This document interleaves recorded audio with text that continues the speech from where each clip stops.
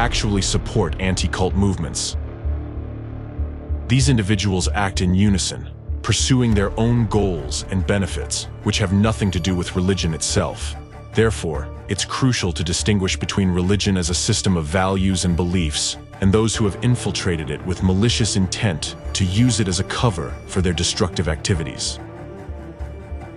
These anti-cult operatives and their allies within the Russian Orthodox Church have turned this country into a staging ground for their activities and launched a targeted terrorist attack on democratic countries from there. The radical ideology of Ratziers, which originated in Russia, now extends its influence far beyond its borders. Anti-cult organizations hold particularly strong positions in China, France, and Germany, where they have secured significant support from authorities or individual representatives. This support allows them to exert influence over legislative, judicial, and law enforcement bodies. One of the prominent representatives of this international terrorist network is the European Federation of Centers for Research and Information on Sectarianism, FECRIS, headquartered in Paris. France, a country with a long tradition of democracy, has unexpectedly become part of the criminal anti-cult movement scheme, with 90% of FECRIS's activities funded by the state budget. Additionally, anti-cult activities are institutionalized in France through the Interministerial Commission Miviludes.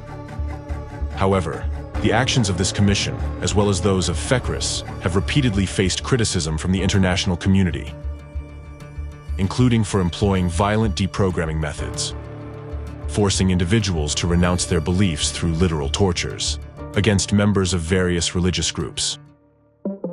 Both FECRIS and Ratziers comprise a number of organizations. The FECRIS and Ratziers networks are closely interconnected. They operate under a unified policy, use identical methods, and maintain close relationships.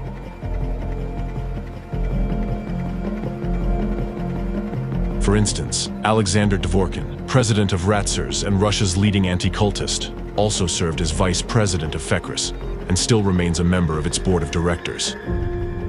Additionally, Ratziers' vice president and Dvorkin's associate, Orthodox archpriest Alexander Novopashin, is also a corresponding member of FECRIS. Currently, the participation of Ratziers' representatives within FECRIS has been officially suspended. This was done to conceal the influence of Russian participants on FECRIS's ideology and to avoid accusations of active support for Russian propaganda against Ukraine during the escalation of the military conflict between these two countries.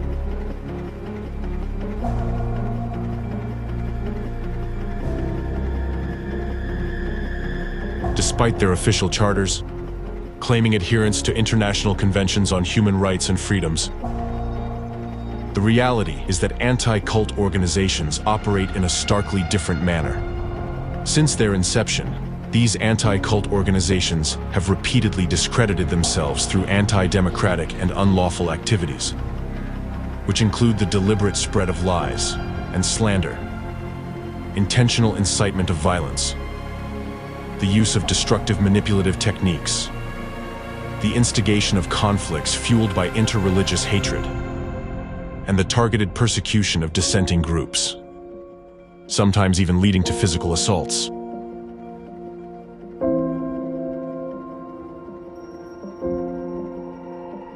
Officially, the anti-cult umbrella organization FECRIS includes groups based in Europe, while Ratziers encompasses organizations in Russia and the CIS countries.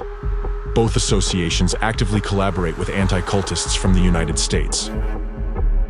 American anti-cultist Stephen Hessen has attended conferences organized by FECRIS. Hessen was also a guest lecturer at one of educational clubs in Russia, where the anti-cultist Alexander Dvorkin is a regular lecturer too. Moreover, Hessen has repeatedly traveled to Russia with his lectures at the invitation of Russian anti-cultists. Dvorkin published a book titled 10 Questions to an Obtrusive Stranger, which entirely mirrored a chapter from Hessen's book. Moreover, Dvorkin actively recommends Hessen's books, and their rhetoric about the dangers of cults is identical, often echoing each other word for word. This synchronization of narratives indicates regular information exchange and collaboration, suggesting a direct and close relationship between Hessen and Dvorkin. A closer examination reveals the influence of the anti-cult ideological center on both social and political processes in the United States.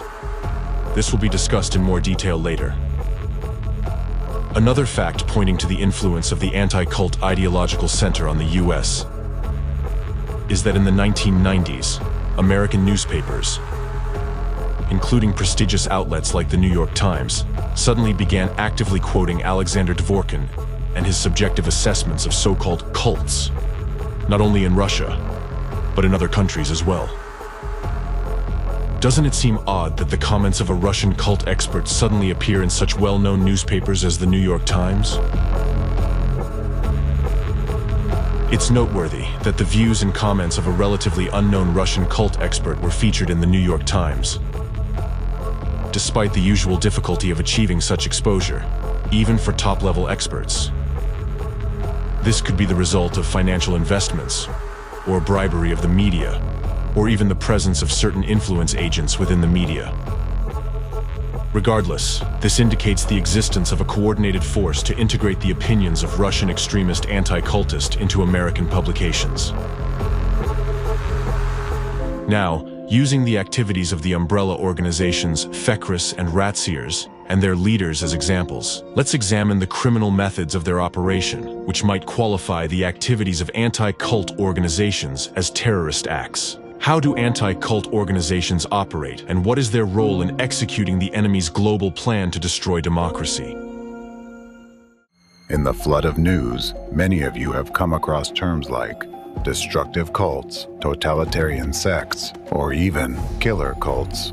Dangerous and abusive cult. Totalitarian cults. Cults. The word cult. The cult. Cult. Shocking cults. Representatives of anti-cult organizations label selected groups without relying on factual evidence, police investigations, or thorough complex theological analysis. Instead, they follow entirely different playbooks, which have no relation to theoretical science or even to objective reality. While the term cult is a key stigmatizing term in the United States, in Europe and the post-Soviet countries, this role is played by the term sect, especially totalitarian sect, which also carries a strong derogatory and stigmatizing connotation. Since 1993, anti-cult movement ideologue Alexander Dvorkin has widely introduced the term totalitarian sect into post-Soviet media.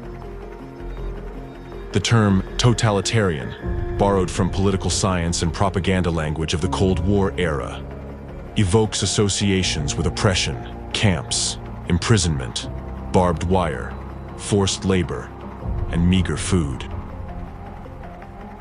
Thus, this term is used to incite fear, anxiety, and a biased attitude toward the members of organizations labeled as totalitarian sects. The vagueness of the terms totalitarian sect and destructive cult allows anti-cultists to baselessly categorize any organization under these labels. However, the use of terms such as sect, cult, totalitarian sect, and destructive cult is not supported by the laws of most countries or international legal documents. These terms lack legal justification, and their use contradicts the legislation on freedom of conscience and religious associations. Nonetheless, anti-cultists continue to use these terms as weapons of accusation and incite the media to use them. The illegal activities of the anti-cult movement do not go unnoticed both internationally and within Russia, where representatives of academic and legal circles highlight the fraudulent and criminal nature of anti-cult organizations in general, and their chief ideologue, Alexander Dvorkin, in particular. Alexander Dvorkin's activities are also condemned in the United States, where a legal assessment of him was provided in a special report for the U.S. Commission on International Religious Freedom, USCIRF. The main responsibilities of this commission include reviewing the facts and circumstances of universal religious freedom violations and making policy recommendations to the President, the Secretary of State, and Congress. Here are some findings and recommendations provided by Jason Morton, a policy analyst for the USCIRF, in a report titled "The Anti-Cult Movement and Religious Regulation in Russia and the Former Soviet Union."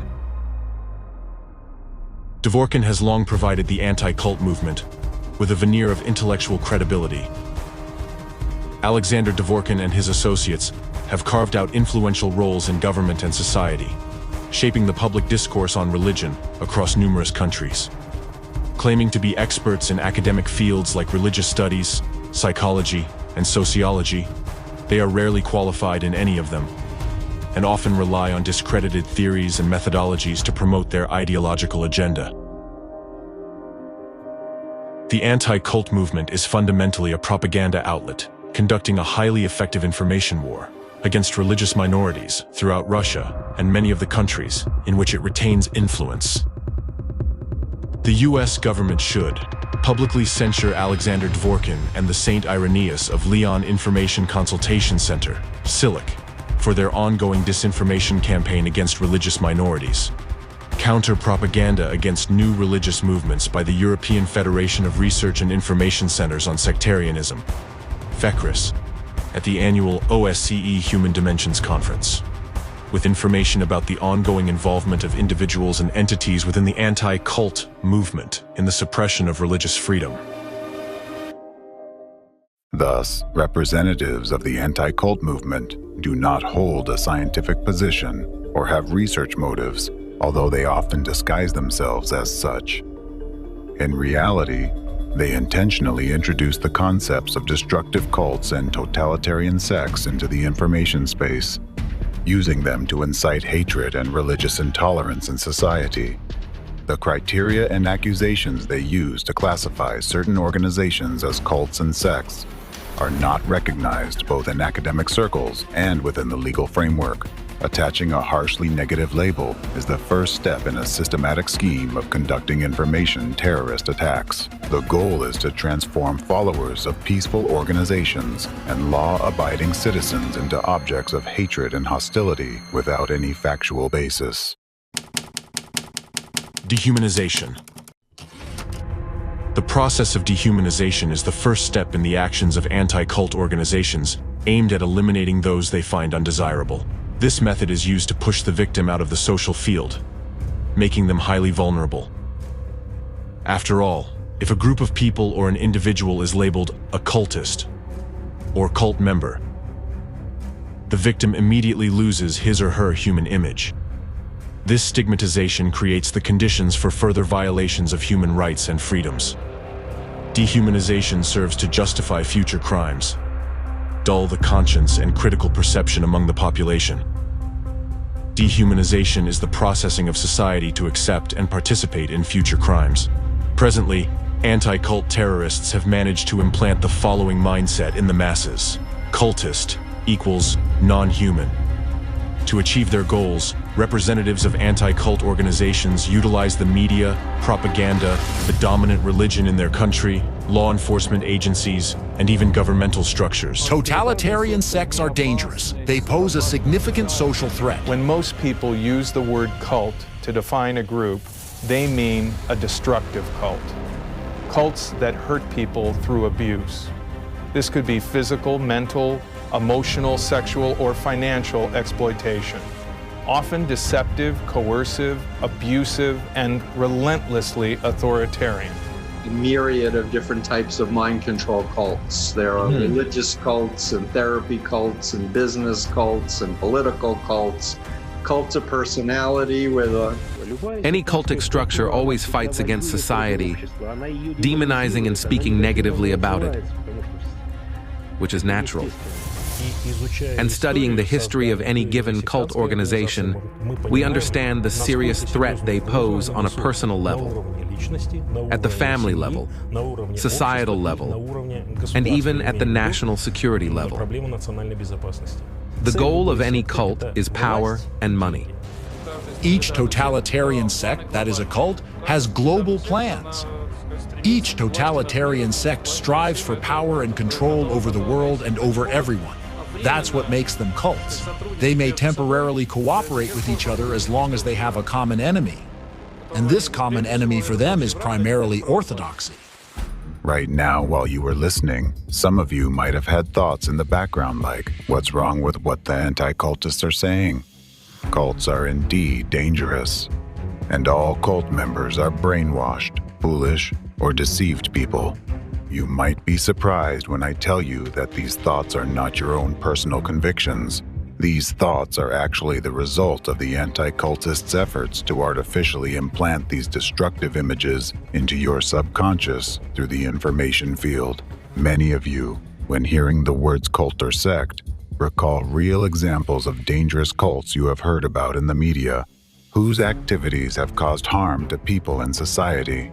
The term cult is associated with personal danger, images of mass suicides, women who have been victims of sexual exploitation, the erratic behavior of cult leaders bordering on psychopathy, and zombified followers who unquestioningly give all their money and property to their leader.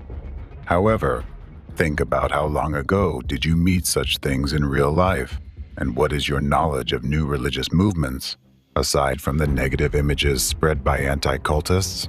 Of course, it must be acknowledged that among the founders of new religious movements, there are individuals engaged in fraud and deliberately exploiting the trust of citizens for personal gain, including committing illegal acts and crimes. But how can representatives of anti-cult organizations help in this situation? These cases should be handled by law enforcement agencies, since they bear the main responsibility for protecting citizens from such threats. In such cases, they must conduct the necessary investigation, collect evidence of illegal activity, and only after that should all perpetrators be prosecuted according to the law and the criminal organization be terminated. However, when it comes to anti-cultists, everything happens in reverse order. First, they make baseless accusations and attach labels comparable to accusations of committing grave crimes, and only then do they seek the involvement of law enforcement agencies and the initiation of criminal cases. However, the majority of such cases are based not on facts or results of objective investigation, but on rumors, slander, false testimonies, and labels affixed by anti-cultists. This particular characteristic of the strategy employed by all anti-cult organizations reveals their actual goals and intentions. They do not aim for an objective analysis of religious organizations to identify potentially dangerous ones. Instead, they are focused on discrediting and shutting down any groups they choose as targets. They achieve this by violating basic rights and freedoms, employing a range of manipulative methods, smear rhetoric, and hate speech. Because their true goal is not the stigmatized groups they've discredited and persecuted, but the entire society that will be watching this public execution. Their goal is to carry out acts of information terrorism aimed at undermining society, destabilizing the situation in the country, and ultimately destroying democracy. One of the tactics used by anti-cultists is to justify the unwarranted persecution of modern religious organizations by citing historical examples where certain extremist groups, labeled as cults, committed real crimes. From these isolated cases, a false conclusion is drawn about the danger of all new religious movements without exception, regardless of their origin, goals, or values. The method of guilt by association is a manipulative tactic where the targeted organization is intentionally linked or associated with negative images of extremist groups, terrorist organizations, criminals, and dictators who are already viewed negatively by the public. This tactic is further amplified by a deliberate distortion of fragments of the target organization's teachings, taken out of context, which contributes to the demonization of the group's image. As a result, an aura of danger is deliberately created around the undesirable organizations and their members, accusing them of crimes despite the lack of direct evidence of any harmful activities.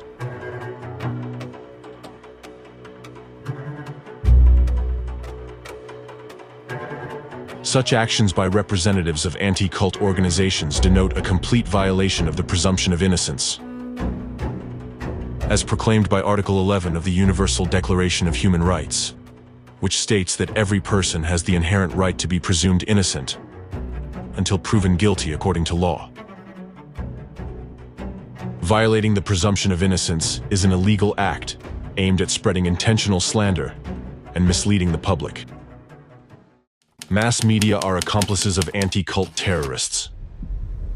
Mass media play a crucial role in dehumanization and targeted persecution of religious and secular organizations chosen by anti-cultists as their victims. By leveraging their unofficial contacts among media representatives, including journalists, editors, and leaders of major publications, anti-cultists initiate and carry out large-scale and prolonged campaigns to discredit these targeted organizations. In essence, they orchestrate information terrorism.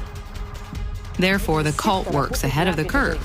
How do cultist fraudsters turn people into slaves? And how have they managed to evade responsibility for decades? How Jehovah's Witnesses embarked on the path of extremism. As part of these campaigns, various methods of negative influence are employed, including the use of aggressive rhetoric, hate speech, dissemination of false information, slander, provocations, and incitement to aggression against targeted individuals.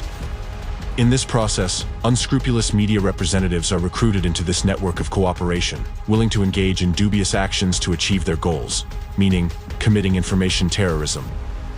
Thus, anti-cult organization representatives recruit the direct perpetrators of future attacks.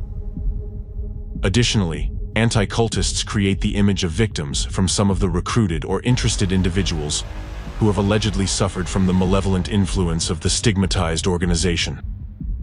The stories of these pseudo-victims are widely disseminated in defamatory media publications, despite many of these tales being intentional lies.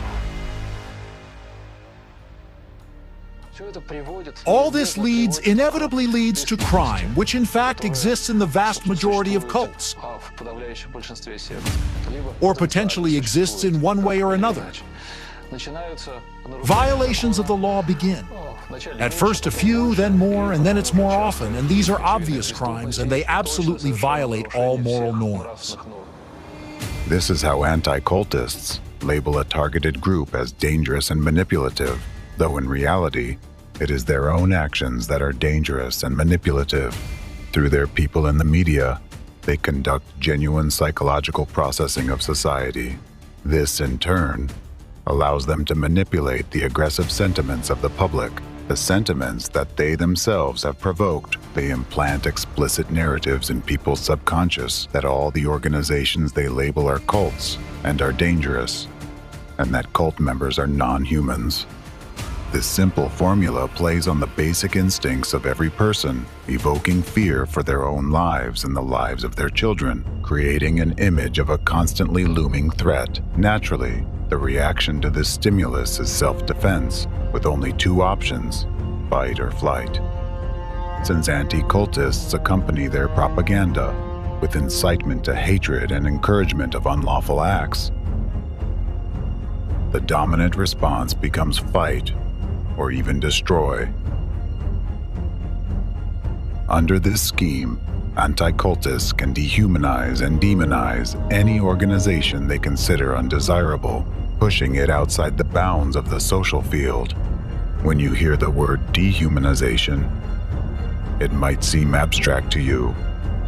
If so, I invite you to listen to the stories of the outcomes of its practice on the specific example. Alexander Dworkin's anti-cult terrorist activities. For many years, Ratsir's representatives have been spreading hostile statements towards numerous new religious movements. Their meetings, interviews, lectures, and public activities have created a hostile atmosphere in society, often leading to subsequent manifestations of hatred and xenophobia among the population.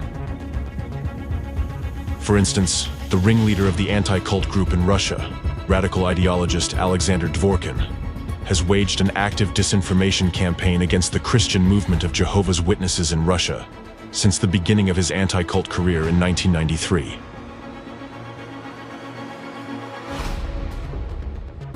Dworkin used all forms of propaganda against the followers of this organization. from defamatory articles in newspapers, magazines, and internet portals, to media appearances where he gave highly negative assessments of this religious group, accusing and portraying their activities in the worst possible light. The Jehovah's Witnesses came to an Orthodox Christian country. They insult me and my faith, and in this sense, I have the right to respond to them. My book is a response to their persistent molestation and their relentless recruitment. These Jehovah's Witnesses manipulate the minds of their members, but they also make enormous amounts of money. Usually, when Jehovah's Witnesses speak, they certainly squeeze out everything they can. Jehovah's Witnesses, by definition, cannot be called Christians, no matter what they call themselves, because they do not consider Christ to be God. Jehovah's Witnesses are undoubtedly a totalitarian sect, because Jehovah's Witnesses are a commercial cult. For instance, in mid-2009, Dvorkin gave an interview to the federal Russian channel NTV, where among other harsh statements, he compared Jehovah's Witnesses to drug dealers and called them slaves. In fact, what they give for free is similar to how a drug dealer in an alley gives the first shot for free. And he might even give the second shot for free. But to get the third shot, people run to him and bring money.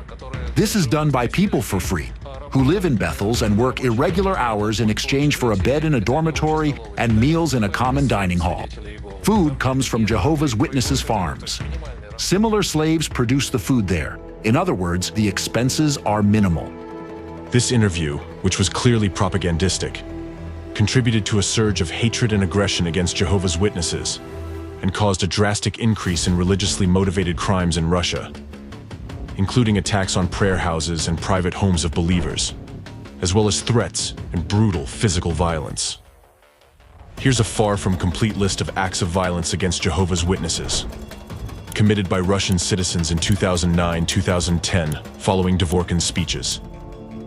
An attack was carried out on the home of an elderly Jehovah's Witness couple, with their windows being shattered by stones. A schoolboy whose parents are Jehovah's Witnesses was attacked. 2 female Jehovah's Witnesses were assaulted, with one being struck on the head and losing consciousness. 2 female Jehovah's Witnesses were brutally insulted and severely beaten. 2 female Jehovah's Witnesses were attacked, one being pushed down a flight of stairs and the other kicked in the back. An attack on a Kingdom Hall of Jehovah's Witnesses resulted in the beating of the security guards and the building being set on fire. The Jehovah's Witnesses cult doesn't hold up because of their ridiculous, absurd, self-contradictory faith. It holds up through the strict control of the cult. It's a very strict totalitarian sect and cult. Pedophilia. There are actually hundreds of cases of pedophilia, and the cult has covered them up every time. Cults, cults, cults, cults, cults. Jehovah's Witnesses are a cult. Hands off our children.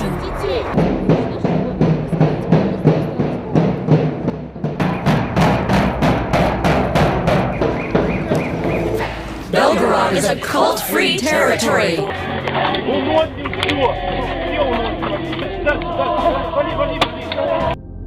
And this is just a small part of the consequences of merely 1 year of public activity by just one representative of the anti-cult movement in one country.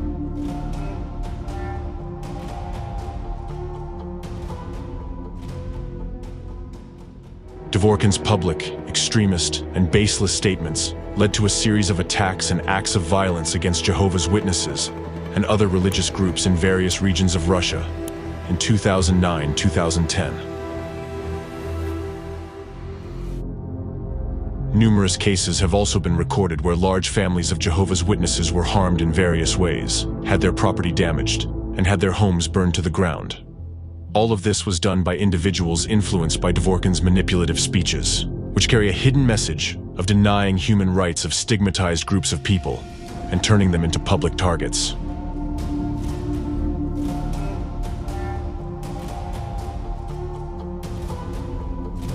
That's right. Persecuted. You must be persecuted. Because it's just a nightmare. It's a cult. Why put people in prison? You have your truth. We have our truth. But there are more of us than you. If they cross the red line, not only the line, red line? in the past, Well, these were religion. stoned to death. Again, raising the issue of destructiveness, totalitarian sects may be compared to a circle of scorched earth that constantly expands, leaving only scorched earth and ruins inside. Such spiritual casualties, crippled individuals, remain outside. They are cast out and then thrown back into society, for society itself to somehow rehabilitate them and deal with their problems.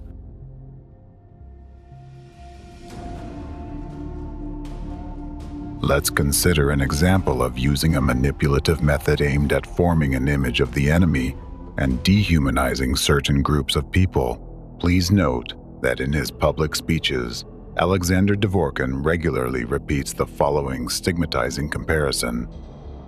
Another name for totalitarian sects is destructive cults.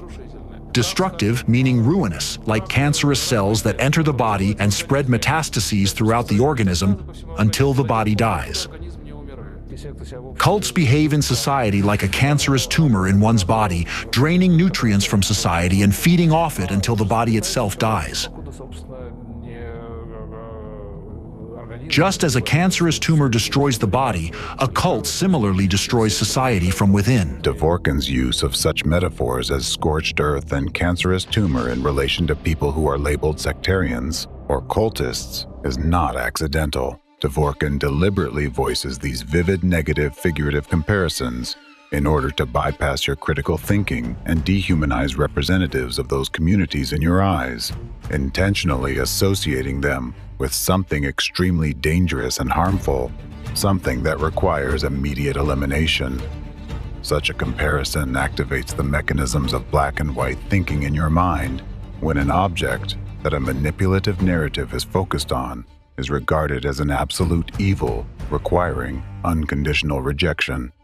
At the same time, Dvorkin himself is perfectly aware that his radical rhetoric is a blatant violation of human rights and a manifestation of extremism. So, in order to avoid direct accusations of inciting aggression towards people, from lecture to lecture he plays safe by voicing another manipulative statement. We don't fight cultists, we fight cults. We are often asked a standard journalistic question. Tell us, how do you fight cultists? And I always have the same answer to that. I don't fight cultists, I fight cults. The phrase "we fight cults" and not cultists, often used by Dvorkin and his followers, is a prime example of semantic manipulation.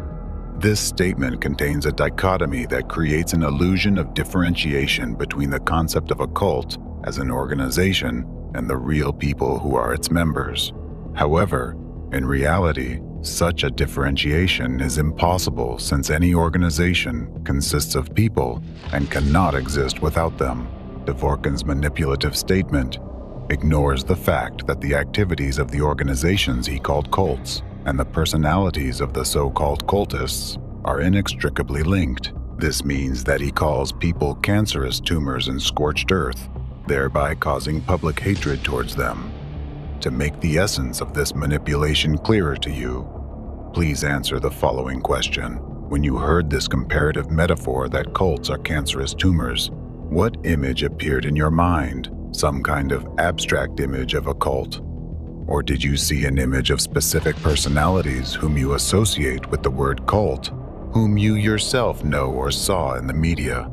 Your consciousness actually displayed an image of people because the image and mental command that Dvorkin instilled through such verbal manipulations consists in the following message: cultists are dangerous. They must be exterminated.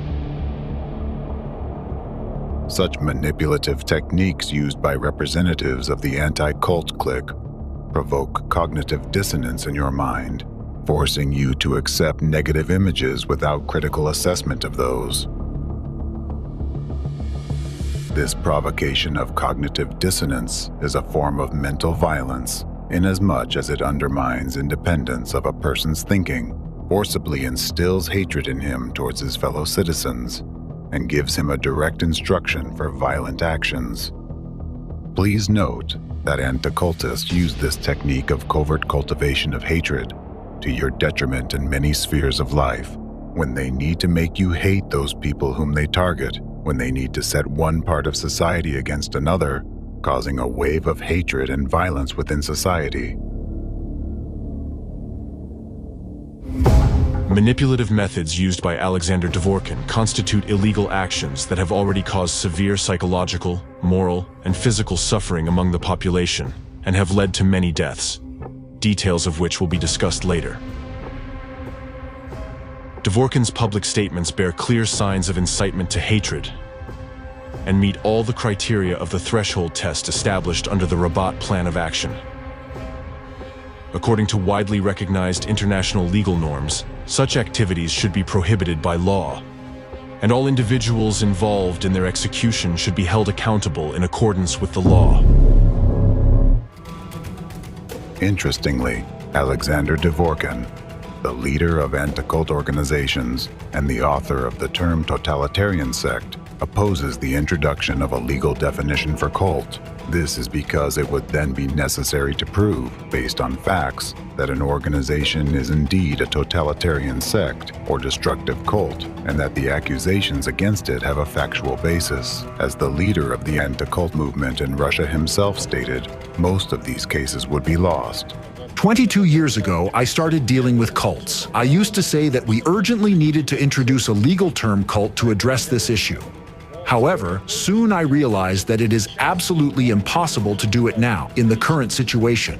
Because if we were to introduce the legal term cult tomorrow, the day after tomorrow, courts would be flooded with lawsuits from those very cults that would be saying, prove that we are a cult, and present all the evidence to support such a definition. Prove that we comply with this definition. Thus, a large portion of lawsuits would likely be lost. Then, by court decision, we would no longer be able to call various organizations cults, even the most sinister and disgusting ones. Definition of the terms sect and cult in the law would automatically restrict their unjustified use, which in turn would deprive anti-cultists of their main tool that represents a starting point for subsequent illegal actions.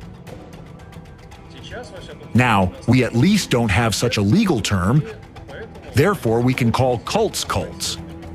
And I personally withstood 5 legal proceedings. In fact, any person can call an organization cult with no fear of punishment if he considers it to be a cult, and there is nothing that can be done. This is what I'm expressing. It's a religious science term, it's a theological term. I'm expressing my opinion, and they won't be able to do anything about it. It is worth remembering that using the term sect or cult in an accusatory or demonizing way is a direct violation of the constitutional rights of citizens in a democratic society, in particular, freedom of conscience and freedom of religion. Through such actions, anti-cultists, who decided that they are entitled to pass such a sentence on any individual or group of people, basically seek to supersede law enforcement agencies and the law.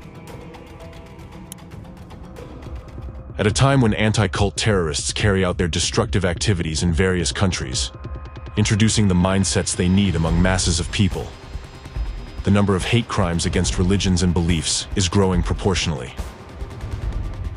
A huge number of people across the world who became targets of purposeful persecution have been facing abuse, physical violence, and forced isolation for many years and decades.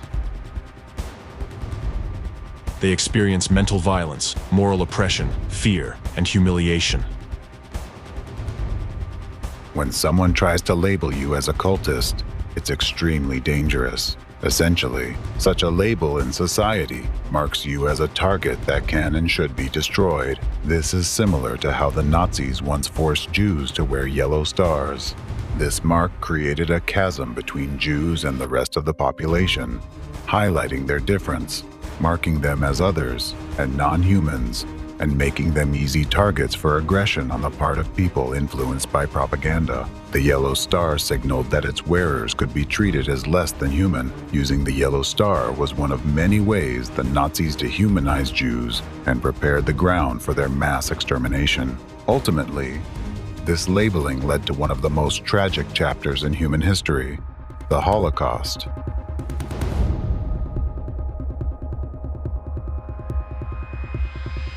Today, anti-cultists use the same methods, assigning labels like cult and sect to various organizations, thereby separating them from society and stripping them of their status as people. These labels take away their democratic rights and freedoms, telling society that these people are different and that they can be deprived of their rights, treated without respect, and even with violence. During the Nazi era, the harsh treatment of Jews was the result of well-organized propaganda. The media of that time were tools for creating the image of the enemy, despite the lack of facts and evidence.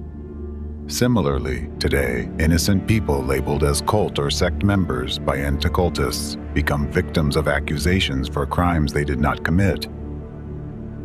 Because a cultist, a member of a totalitarian sect, if required to lie, steal, kill, and so on, he simply doesn't think twice but follows the order.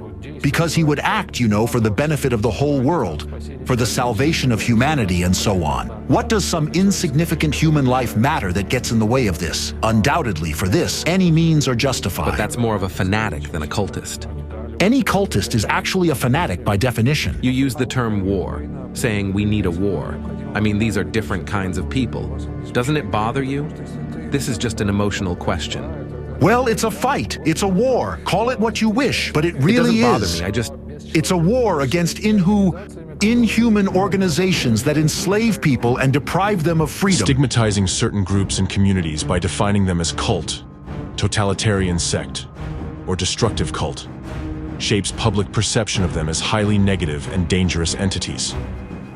This leads to the marginalization of these communities as social groups and their discrimination within society. They are met with suspicion, insulted, humiliated, and ridiculed. People refuse to hire them, collaborate with them, or engage in personal relationships with them.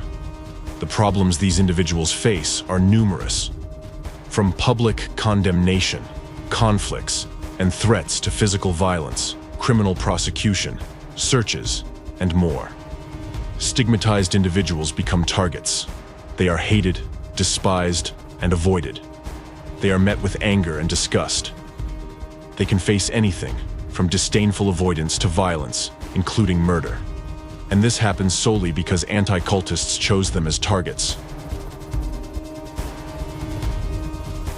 Constant demonization and hate speech undoubtedly have a severe negative impact on the physical and psychological health of the victim.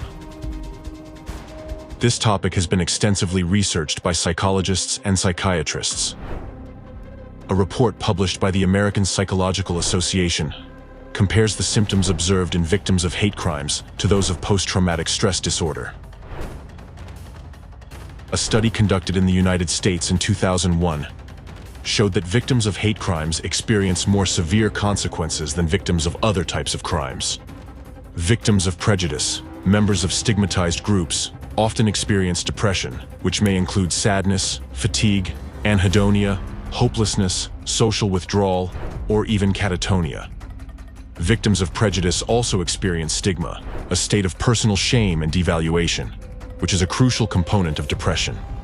They experience an increased number of suicidal thoughts and other mental health issues. For victims of prejudice, suicide offers an escape from the hatred they face, driven by despair and a desire to flee. Suicidal victims of prejudice do not wish to harm themselves. They simply want to avoid the harm inflicted upon them by others. A classic example of creators of stereotypes and enforcers of prejudices are the Nazis. Branded and socially isolated, the victims of anti-cultists feel much like the victims of the Holocaust once did. The fact is, the targets of anti-cultist terrorism, whether an organization or an individual subjected to persecution and attacks, feel doomed and eventually come to terms with their situation. This is comparable to how Holocaust victims resign themselves to their fate, knowing they were inevitably facing execution or the gas chamber. The hopelessness and fear of the inevitable traumatize a person on a subconscious level. Even though the conscious mind tries to suppress and push away this fear, the subconscious trauma remains deeply rooted. Imagine what these people experience and how their lives unfold after enduring such trauma. So, the labels of sect or cult used by anti-cultists are not just words. They are tools that lead to the destruction of the foundations of humanity. The history of Nazism's impact on the world teaches us that when society starts to divide people into us and them, it leads to irreparable consequences. one of your statements. Orthodox Christians are no better than everyone else. If they were, the whole world would have become Orthodox a long time ago. Maybe we are even worse than everyone else. But Orthodoxy is definitely the only direct path to God. What gives you the right to state that? And I think it's a statement, first of all. Secondly, isn't this inciting, at any rate to some degree, of interreligious hostility or intolerance? Well, no, not at all. Because first of all, every religion considers itself true while all others are mistaken. A member of any religion can say this. The path of Indian asceticism is only to attain eternal death, to attain eternal non-being. And in this, of course, lies the demonic nature of Hinduism. When you see two women in the street brainwashing a mother with a stroller, you can approach her and say, don't listen to them. They are cultists, Jehovah's Witnesses. They grossly distort the Holy Scripture. Isn't this inciting, at any rate to some degree, of interreligious hostility or intolerance? Well, no, not at all. Muhammad, although he belonged to that powerful tribe, he was from its poor branch. So he was a rather poor man. He got a job with his distant relative, the twice-widowed Khadijah, and started leading her caravans, gaining her trust. And when he was 25 years old, Khadijah, who was then over 40, married for the third time her pretty-faced clerk.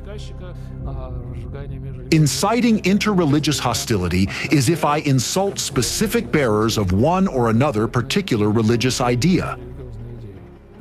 The principle of Orthodox Christian relations with other religions is respect for every person.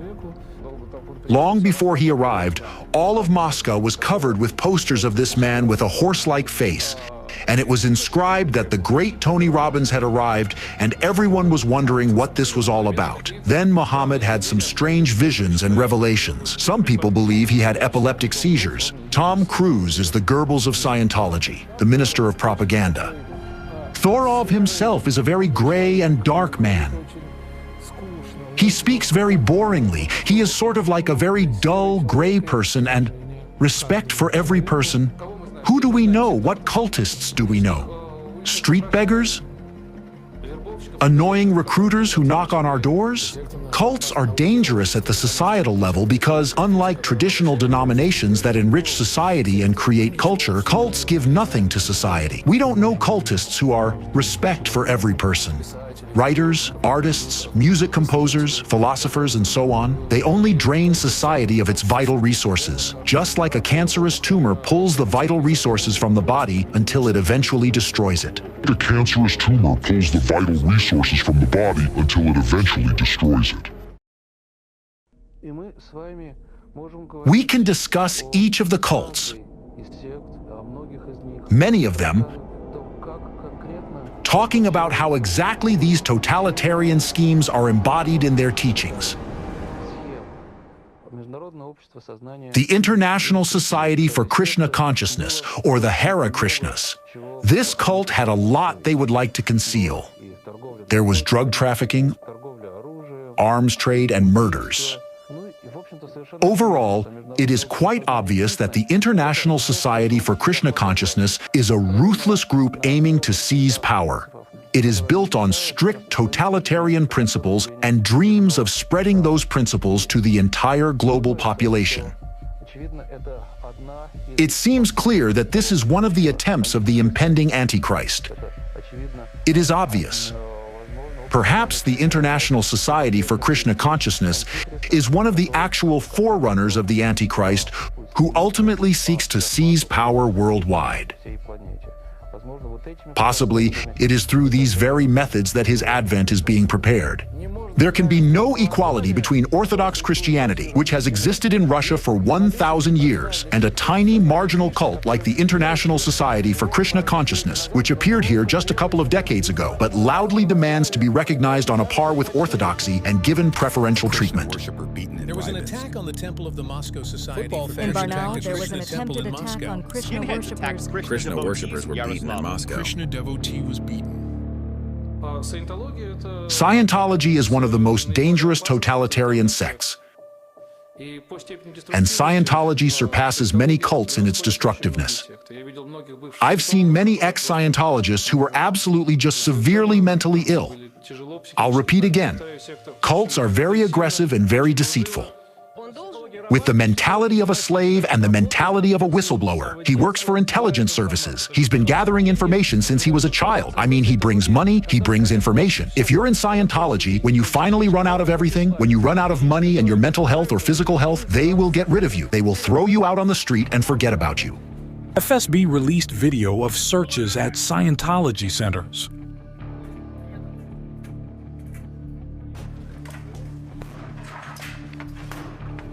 Searches in Moscow in connection with the case of Scientology. Court sentenced 5 Scientologists. White Scientologists are Scientology organizations have been declared undesirable.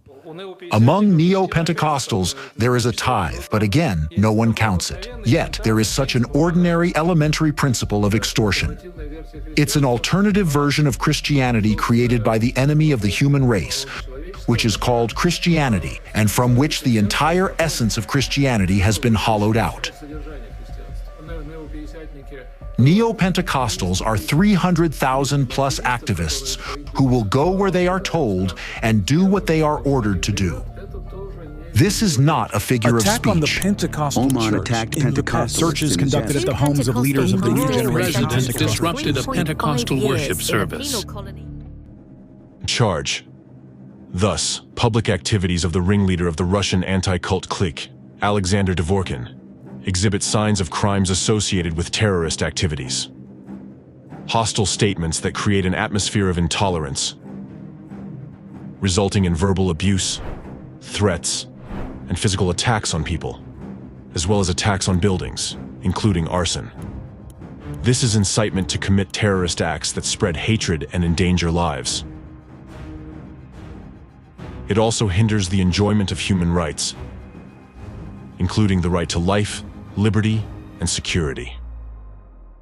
Therefore, according to the definition in the UN General Assembly resolution adopted on June 22, 2023, this activity constitutes terrorism.